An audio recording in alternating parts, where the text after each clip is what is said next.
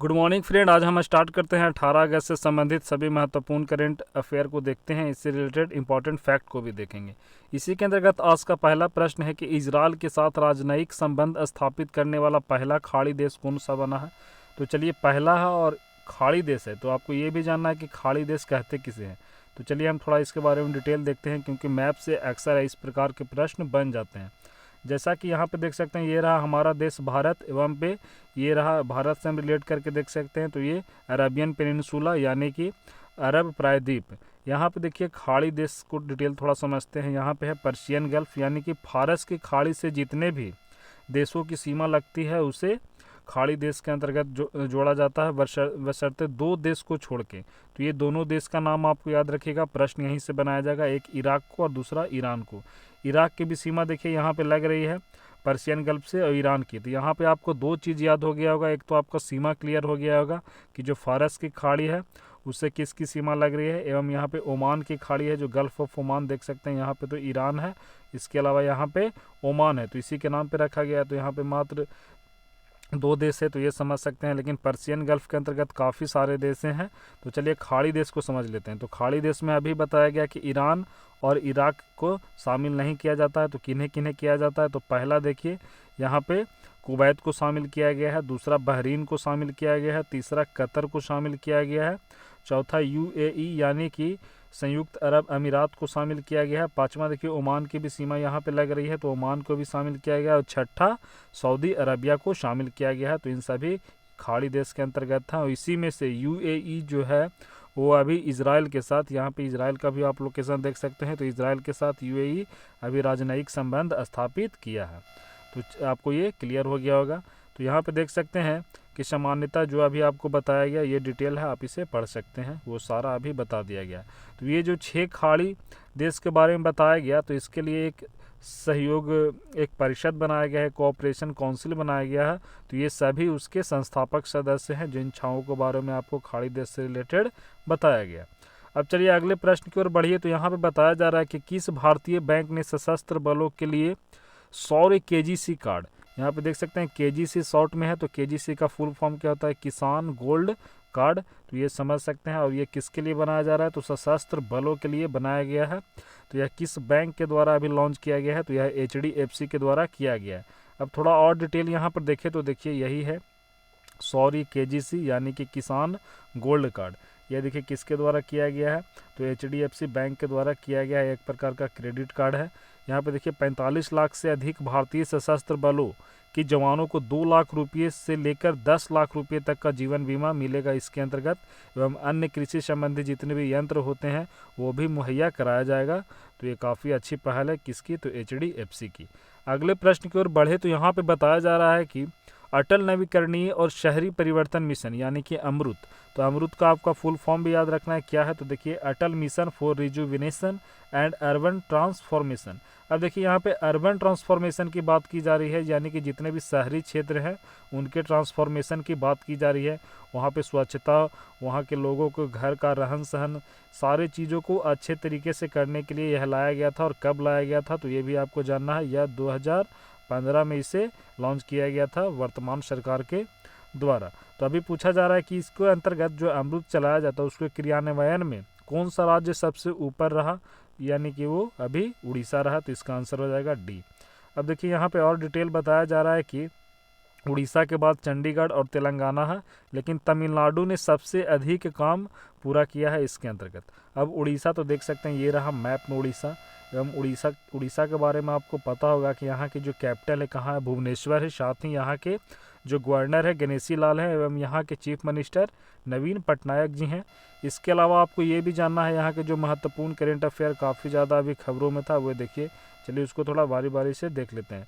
पहला यहाँ पे क्या है, तो व्लुइस, तो इसका पहले फुल फॉर्म भी याद रखना है क्या है, भुवनेश्वर। ये देख सकते हैं Bhubaneswar land use intelligence system. तो यह एक एआई यानी कि आर्टिफिशियल इंटेलिजेंस से रिलेटेड एक प्रकार की ऐसी टेक्नोलॉजी है जिसके अंतर्गत भूमि यानी कि जितने भी सरकारी भूमि है उसके अतिक्रमण को रोकने के लिए लुईस लाया गया था। यह भारत में इस प्रकार का पहला था जो एआई का उपयोग किया था भूमि के अतिक्रमण को रोकने के लिए।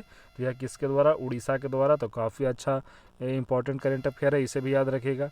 दूसरा, इसमें राज्य पर्व या राजा पर्व उड़ीसा के द्वारा हाल ही में मनाया गया था।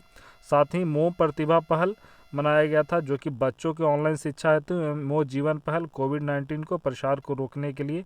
एवं पिछले वर्ष का यहाँ के एक महत्वपूर्ण था मधु ऐप, तो वो भी उड़ीसा के द्वारा लाया गया था। उड़ीसा के अन्य आप यहाँ पे करेंट अफेयर के अलावा अन्य कुछ फैक्ट हैं उसे देख सकते हैं, जैसे भीतरकनिका नेशनल पार्क है उसे याद रखिएगा। इसके अलावा सिमलीपाल नेशनल पार्क है उससे, और चिल्का लेक यानी कि चिल्का झील है वो उड़ीसा से संबंधित है। तो इन सभी को आपको उड़ीसा से रिलेट करके याद रखनी है। अब चलिए हम आगे बढ़ते हैं। तो यहाँ पे बताया जा रहा है कि हाल ही में किसने फार्मूला 1 स्पेनिश ग्रांड प्रिक्स 2020 जीता है। तो अभी ऐसा किसके द्वारा अभी जीता गया है? लुईस हैमिल्टन के द्वारा जीता गया है। लुईस हैमिल्टन के बारे में बताया गया है, यह मर्सिडीज चलाते हैं। तो चलिए इनके बारे में देख लेते हैं। यही है लुईस हैमिल्टन, यहाँ पे देख सकते हैं ये मर्सिडीज चलाते हैं, ब्रिटेन के हैं।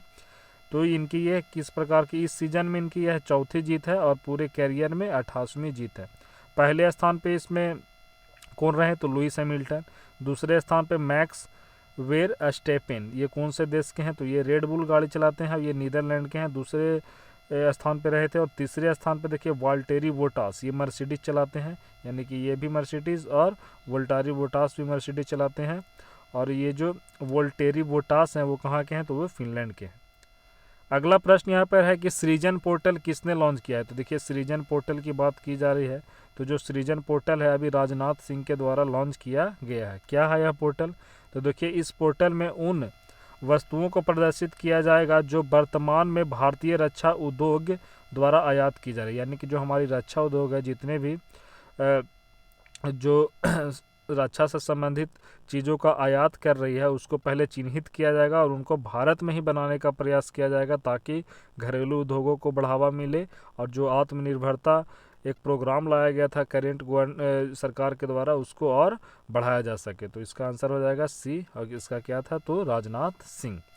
आगे यहाँ पर है कि हाल ही में लॉन्च किए गए चौथे अप तटीय गश्ती जहाज़ का नाम क्या है? तो अप तटीय गश्ती आपको पता होगा जो EEZ है, उसके अंतर्गत जो चौथा अभी जहाज़ लाया गया है। टोटल 5 में जो चौथा था ये इसका नाम पूछा जा रहा है। तो ये क्या था? इसका नाम था समर्थ। तो इसका आंसर क्या हो जाएगा? सी। इसका आंसर हो जाएगा सार्थक, यानी कि सी। देखिए डिटेल यहाँ पे बताया जा रहा है कि समुद्री सुरक्षा बढ़ाने के लिए तटरक्षक बल द्वारा तैनात 5 अपतटीय गश्ती पोत की श्रृंखला में सार्थक चौथे नंबर पे था। इसे मेक इन इंडिया के दृष्टिकोण से के अनुरूप गोवा शिपयार्ड लिमिटेड द्वारा स्वदेशी रूप से डिजाइन एवं निर्मित किया गया है। किसे? तो सार्थक को। अगला प्रश्न है कि किस राज्य ने आयुष फॉर इम्यूनिटी किस मंत्रालय ने आयुष फॉर इम्यूनिटी अभियान की शुरुआत की है? तो अभी कोविड-19 के दौरान इम्यूनिटी को बढ़ावा दिया जा रहा है, तो उसी को लिए इम्यूनिटी बढ़ाने के लिए आयुष मंत्रालय के द्वारा यह लाया गया था। तो इसका आंसर हो जाएगा बी। अब आयुष मंत्रालय के पहले तो आपको फुल फॉर्म देखना है कि आयुष जो नाम रखा गया है इसमें क्या लिया गया। तो यहाँ का जो ए है उससे आयुर्वेदा है, वाई से क्या है? तो वाई से योगा एंड नेचुरोपैथी है, यू से यूनानी है, एवं एस से सिद्धा और एच से होम्योपैथी। यानी हमारे जितने भी रोग से निदान पाने वाले चीज़ें हैं उन सभी को आयुष में शामिल किया गया है। देखिए ये जो अभी लाया गया है आयुष के बारे में आपको ये भी जानना है कि यह आयुष मंत्रालय 9 नवंबर 2014 को आयुष विभाग को विस्तृत कर बनाया गया था। पहले यह आयुष विभाग से था, फिर बाद में उसी को जो आयुष मंत्रालय था उसको चेंज किया गया था। कब? तो ये डेट आपको याद रखना है 2014 में। अब चलिए अगले प्रश्न की ओर बढ़े। तो यहाँ पे बताया जा रहा है कि किस राज्य की सरकार ने एकीकृत कॉमर्स प्लेटफॉर्म येलो चेन शुरू किया है? तो यह भी देखिए येलो चेन अभी किस राज्य के द्वारा शुरू किया गया है? तो यह नागालैंड के द्वारा शुरू किया गया है। क्या है येलो चेन? तो देखिए येलो चेन राज्य के लोगों के लिए एक एकीकृत मंच के रूप में कार्य करेगा, जहां कोई भी विक्रेता सेवा प्रदाता, यानी कोई अगर विक्रेता है, किसी को अगर सर्विस लेना है या सर्विस कोई दे रहा या कोई व्यक्ति है, स्वयं समूह है, इन सभी को पंजीकृत किया जाएगा। यानी जो सेवा देता है तो उसको पंजीकृत किया जाएगा। अगर आप कार चलाते हैं तो वहाँ भी आप पंजीकृत रहिएगा, आपका बारे में अन्य कोई जान सकता है, आपको बिजनेस को बढ़ावा मिलेगा। तो ऐसे सभी को किसके अंतर्गत लाया गया है, तो देख सकते हैं येलो चेन के अंतर्गत। और यह किस सरकार के द्वारा भी लाया गया है, तो नागालैंड के सरकार के द्वारा। नागालैंड से रिलेटेड दो चीज़ आपको और याद रखना है, अभी हाल ही में वहाँ पे एफएसपा लागू किया गया था, यानी कि स्पेशल फोर्सेस। ये देखिए, एक बार इसको लिख देता हूँ, कंफर्म हो जाएगा। अभी 6 महीनों के लिए इसको बढ़ा दिया गया था, तो कहाँ, नागालैंड में। ये देखिए, arm forces special power act, इसके अंतर्गत आर्म फोर्सेस बिना वारंट के पकड़ सकती है, कार्रवाई कर सकती है घर में घुस के। तो वही नागालैंड में इसे 6 महीने के लिए भी बढ़ाया गया था। साथ ही हॉर्नबिल फेस्टिवल नागालैंड का काफ़ी फेमस है, तो वो भी आपको याद रखिएगा। यहाँ के जो मुख्यमंत्री कौन है, तो वो रियो जी हैं, तो उनका भी नाम आपको देखना है। अगला प्रश्न है कि किस बैंक ने डिजिटल बैंकिंग को बढ़ावा देने के लिए डिजिटल अपनाए अभियान। तो देखिए, डिजिटली को ज़्यादा बढ़ावा दिया जा रहा है। अभी लॉकडाउन में भी देख सकते हैं उसका काफ़ी ज़्यादा फ़ायदा है, घर से ही आप अपने काम को कर सकते हैं। तो इसी को बढ़ावा देने के लिए डिजिटल अपनाए अभियान किस बैंक के द्वारा हाल ही में लाया गया है, तो यह पंजाब नेशनल बैंक के द्वारा लाया गया है। तो इसका आंसर हो जाएगा डी। देखिए, पंजाब नेशनल बैंक ने डिजिटल बैंकिंग चैनलों का उपयोग करने के लिए ग्राहकों को प्रोत्साहन करने के लिए डिजिटल अपनाए अभियान को लाया है। नेक्स्ट यहाँ पे है कि हाल ही में चेतन प्रताप सिंह चौहान, यानी कि चेतन चौहान भी इनको आप जान रहे थे उन नाम से, तो इनका पूरा नाम है चेतन प्रताप सिंह चौहान। इनका निधन हो गया। यह किस क्षेत्र से संबंधित थे, आप स्पष्ट देख सकते हैं यहाँ पे, ये क्रिकेट का बैट लिए हुए हैं, तो ये क्रिकेट से संबंधित थे। साथ में ये राजनीति में भी थे, बीजेपी से जुड़े हुए थे। तो इनके बारे में जानना है, तो इसका आंसर क्या हो जाएगा, बी, क्रिकेट।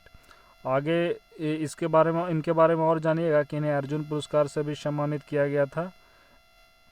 अगला प्रश्न है कि पंडित जसराज का निधन हो गया, वह किस क्षेत्र से जुड़े थे।